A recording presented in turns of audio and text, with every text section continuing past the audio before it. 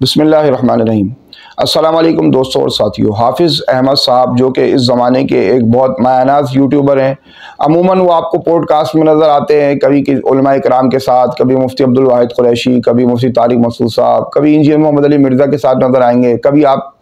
ان کو مختلف لوگوں کے ساتھ دیکھیں گے۔ حال ہی میں انہوں نے ایک پوڈ کاسٹ ریکارڈ کرائی ہے، اور وہ جو پوڈ کاسٹ ریکارڈ کرائی ہے اس کے اندر جو حاملین قرآن ہیں اور جو قرآن حفظ کرانے کے فریضے کو سر انجام دینے والے لوگ ہیں، ان کے خلاف انہوں نے خوب زہر افشانی کی ہے، اور وہ زہر افشانی بہت زیادہ غلو اور تشدد پر مبنی ہے۔ اور اس کا واضح ثبوت یہ ہے کہ کمنٹ باکس کے اندر جب میں نے دیکھا تو سارے ہی کمنٹس ان کے خلاف تھے، حتیٰ کہ ایک کمنٹس اوپر پن کرنا پڑا کہ یہ ویڈیو پوری دیکھیں اور پوری دیکھ کر جو ہے نا پھر کمنٹ پاس کریں۔ تو میں نے بھی کوشش کی کہ اس کو کسی طرح تھوڑا کر کے پورا دیکھوں، ایسا کہ جب بھی ہم کوئی کسی کے خلاف یا کسی کے حق میں یا کسی مسئلے پر کوئی ویڈیو ریکارڈ کراتے ہیں تو ہمیں چاہیے کہ ہم عدل و انصاف کا دامن نہ چھوڑیں، اور عدل و انصاف کا دامن جب ہی نہیں چھوٹے گا جب ہم اس بندے کی پوری ویڈیو کو دیکھیں گے۔ تو حافظ صاحب نے جو زہر افشانی فرمائی ہے اس کا کچھ نمونہ میں آپ کے سامنے پیش کرتا ہوں، وہ آپ پہلے سن لیں۔ میں نے جو تشدد برداشت کیا، جو ظلم میں نے دیکھے ہیں، میں نے ڈیسائیڈ کیا کہ میں اپنے بچوں کو کبھی کسی قاری صاحب کے پاس لے کے جاؤں گا، کبھی کسی بھی مولوی کے پاس نہ بھیجیں، چاہے وہ امام کعبہ ہی کیوں نہ ہو۔ آن لائن قرآن پڑھوائیں اپنے بچوں کو، زوم پہ قرآن پاک پڑھوائیں، لیکن فزیکلی کسی مولوی کے پاس اپنے بچے کو نہیں بھیجیں پلیز۔ کہ میں جب مدرسے پڑھتا تھا نا، میں نے حفظ کیا تو مار پڑتی تھی، ظاہر ہے وہاں پہ اتنی چھوٹیاں پڑی تھی کہ میں تقریباً 1.5-2 سال تک اس کروٹ پہ سو نہیں سکتا تھا۔ تو دیکھا آپ نے اس کے اندر حافظ صاحب نے کتنی زہر افشانی کی ہے، اور وہ کمنٹس بھی آپ نے پڑھ لیے کہ وہ کمنٹس جو لوگوں نے کیے کہ رائے عامہ ہی ان کے خلاف بنی ہے، مطلب لوگ خود ہی انکاری ہیں کہ بھائی ایسا معاملہ نہیں ہے، آپ نے بہت زیادہ غلو سے کام لیا ہے۔ کسی نے کمنٹ کیا کہ بھائی، بلکہ کسی نے تو یہ کمنٹس بھی کیا اس کے اندر کہ میری 2 بچیوں نے اشرف مدارس میں قرآن حفظ کیا۔ کسی نے یہ کمنٹ کیا کہ میرے بچے نے کسی مدرسے کے اندر قرآن حفظ کرنے کے لیے میں نے ڈالا، اور میں نے استاد کو بولا کہ بھائی ان کو اگر نہیں پڑھے تو مارو، لیکن استاد نے بولا کہ نہیں، ہمیں اجازت نہیں ہے۔ تو جس زمانے کی حافظ صاحب بات کر رہے ہیں، اولڈ ایجز کی، تو اسی زمانے میں بندہ ناچیز نے بھی حفظ قرآن کی سعادت حاصل کی، شاید اس سے بھی کچھ پہلے زمانے میں۔ لیکن میں آپ کو صاف طور پر یہ بات بتاتا چلوں کہ میں خود بھی اس سختی کے خلاف ہوں۔ جس زمانے میں ہم پڑھتے تھے، جس زمانے میں، تو اس زمانے میں جس طرح بچوں کو جانوروں کی طرح ڈنڈوں اور سونٹوں سے مارا جاتا تھا تو الامان والحفیظ کہ انسان کی روح کانپ اٹھتی تھی، لیکن حافظ صاحب نے اس کے اندر آدھا سچ کہا ہے۔ پورا سچ میں آپ کو بتاتا ہوں وہ کیا ہوتا تھا۔ وہ یہ ہوتا تھا کہ جو بچہ لائق ہوتا تھا، جو اساتذہ کی بات مانتا تھا، جو سبق کی منزل اپنا وقت پہ سنا دیتا تھا، تو کسی استاد کے سر میں درد نہیں تھا کہ اس کو خواہ مارے۔ جو بچے زبردستی والدین نے داخل کرا دیے ہوتے تھے اور وہ کسی قسم کا کوئی کام استاد کو نہیں دیتے تھے، تو چونکہ اس زمانے میں تربیت کا کوئی نظام نہیں تھا، استادوں کی تربیت کا کوئی نظام نہیں تھا، نہ ان کو کچھ سکھایا جاتا تھا، تو ان کے ذہن میں صرف یہ بات ہوتی تھی کہ اس کو مارو، تو وہ اس طرح مارتے تھے۔ تو حافظ صاحب نے آدھا سچ بولا۔ پورا سچ یہ ہے کہ حافظ صاحب کو بچپن میں، وہ حافظ صاحب چونکہ ایک نالائق طالب علم تھے اور ان کے والد صاحب نے ان کو زبردستی حفظ میں داخل کروا دیا تھا، اس وجہ سے ان کی اتنی مار پڑتی تھی۔ اور بندہ ناچیز نے بھی اس زمانے میں ہی حفظ کیا، 90s کا اندر ہی ہم نے بھی حفظ کیا الحمدللہ، تو میری تو کبھی مار نہیں پڑی، اور مجھے تو اپنے استادوں سے کوئی ایسی نفرت نہیں ہے، نہ ایسے نفرت کے جذبات ہیں میرے دل کے اندر، بلکہ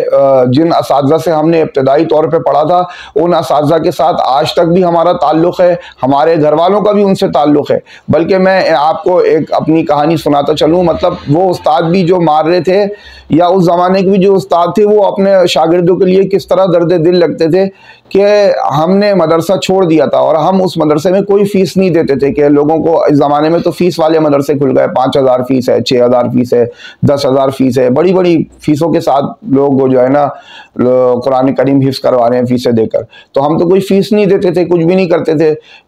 لیکن اس کے باوجود بھی وہ اساتذہ اکرام خود چل کر ہمارے گھر آ گئے کہ آخر کار یہ آپ نے بچوں کو کیوں نکالا، اور اس کے بعد پھر ہم اگلے دن سے اسی مدرسے میں جانے لگ گئے۔ تو آج بھی الحمدللہ ہمارے دل میں محبت کے جذبات ہیں۔ تو حافظ صاحب کو چاہیے تھا کہ وہ پوری بات بتائے۔ اور دوسری بات یہ ہے کہ یہ حافظ ہے اور اللہ پاک نے ان کے سینے میں قرآن کی دولت رکھی ہے، تو آیا یہ حافظ ہیں بھی یا نہیں؟ کیونکہ نیچے ایک بندے نے کمنٹس کیا ہوا تھا کہ میں دعوے سے کہتا ہوں اس کو قرآن یاد نہیں ہوگا. تو ہم یہ بدگمانی نہیں کرتے، الحمدللہ آپ حافظ ہیں، ہم آپ کی عزت اور تکریم کرتے ہیں، لیکن یہ جو زہر افشانی آپ نے کری ہے اور جو آپ نے غلوف والی باتیں کی ہیں، اس زمانے میں تو بھائی ایسا کہیں نہیں ہوتا. اگر کہیں ہوتا ہے تو وہ پسماندہ قسم کے علاقے، دیہی علاقے ہیں. شہروں کے اندر بھی جو ایسے مدارس ہیں ان کے اوپر سخت کارروائی کی جاتی ہے باقاعدہ، اور ہم تو اس کے خلاف ہیں کہ اس کو مارا جائے. لیکن اس کے اندر ایک بات اور بھی آپ میری طرف سے ایڈ کر لیں، وہ ایڈ یہ کر لیں کہ کوئی بھی آدمی، چونکہ میں خود ہی اسی شعبے سے تعلق رکھتا ہوں، تو کوئی بھی قاری، کوئی بھی آدمی، کوئی بھی قرآن کریم پڑھانے والا بندہ جو اس معاشرے کا فرد ہے، جو اپنے بال بچے رکھتا ہے، تو وہ کیسے ان بچوں کی پٹائی لگائے گا یا ان بچوں کو زیادہ زدوکوب کرے گا؟ ہوتا یوں ہے، کہانی اس طرح ہے میرے بھائی کہ والدین نے بچوں کو زبردستی ڈالا ہوا ہوتا ہے، بچوں کا بالکل ذوق نہیں ہوتا، اور بچے کوئی کام دیتے ہی نہیں ہیں. جب ہم والدین کو یہ بتا دیتے ہیں کہ بھائی یہ بچہ کام نہیں دے رہا، اور بہت زیادہ محنت شاقہ کے بعد بھی اس کا کوئی رزلٹ نہیں نکل رہا، پھر بھی جب والدین بولتے ہیں کہ نہیں زبردستی اب ان کو کروانا ہی ہے کسی بھی طریقے سے کر کے، ہمارے خاندان کا پہلا حافظ ہوگا، ہم نے بڑی مخالفتیں برداشت کری ہیں، اور اب اگر یہ حافظ بن کے نہیں نکلا تو پھر ہماری بڑی بے عزتی ہو جائے گی، اور طرح طرح کے مختلف قسم کی باتیں جو سرپرست حضرات ہیں وہ کرتے ہیں. تو اب ایک بچہ ہے، اس کو ہم نے ایک دن پیار سے سمجھایا، دوسرے دن پیار سے سمجھایا، تیسرے دن پیار سے سمجھایا، چوتھے دن، ایک ہفتہ، ایک مہینہ، 2 مہینہ، تو استاد کو بھی غم ہوتا ہے کہ یار اس بچے کا اتنا وقت ضائع ہو رہا ہے. اب اس کی والدین پہ تو چلتی نہیں ہے، تو پھر وہ بچے کو ہی ظاہر سی بات ہے وہ مارتا ہے یا اس پر سختی کرتا ہے یا اس پہ تعدیبی کارروائی کرتا ہے. تو ہم لوگوں کو چاہیے کہ ہم کوئی بھی واقعہ ہو تو اس کے چاروں طرف دیکھیں.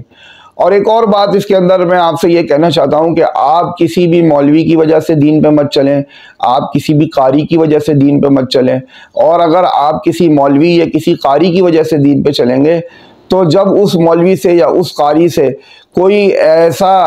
مطلب کام ہو جائے گا جو کہ خلاف شریعت ہے، جو کہ آپ کے دل کو ٹھیس پہنچائے گا، تو آپ دین کو چھوڑ دیں گے. میرے بھائی دین پہ اگر آپ کو چلنا ہے تو آپ صرف رسول اللہ صلی اللہ کی وجہ سے چلیں، اللہ کے رسول کی وجہ سے چلیں، صحابہ اکرام کو اپنے سامنے نمونہ بنائیں اور ان کو دیکھ کر دین پر چلیں. آپ کسی کی بھی ناکردہ حرکت سے اپنے آپ کو دین سے محروم مت کریں.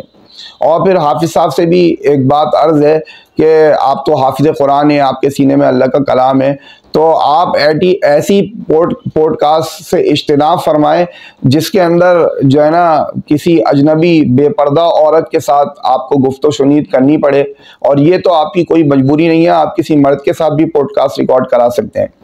اور ان علماء اکرام سے بھی جو حافظ صاحب کی جو ہے نا وہ پوڈ کاسٹ کے اندر آ کے پوڈ کاسٹ ریکارڈ کراتے ہیں، ان سے بھی میں یہ درخواست کرتا ہوں کہ بھائی آپ بھی اس بات کے اوپر کچھ ایکشن لیں اور ان کو سمجھائیں کہ اس طرح کی زہر افشانی نہ کریں. فائدہ کچھ نہیں ہے، لوگ آپ ہی کے مخالف ہو رہے ہیں. جو نیچے کمنٹس کے اندر جو میں نے دیکھا ہے اور کچھ کمنٹس لگائے بھی ہیں،